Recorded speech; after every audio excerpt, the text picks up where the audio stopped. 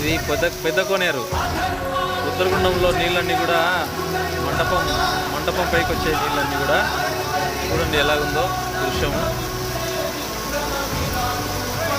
పంచలింగాల మంటపం కూడా పూర్తిగా మునిగిపోయినటువంటి దృశ్యం చూడండి.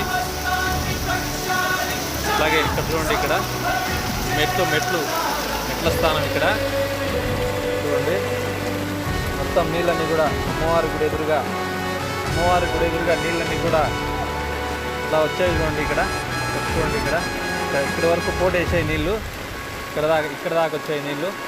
పోటు వేసుకొని నీళ్ళు బయటికి పోలేక చాలా ఇబ్బందిగా ఉంది.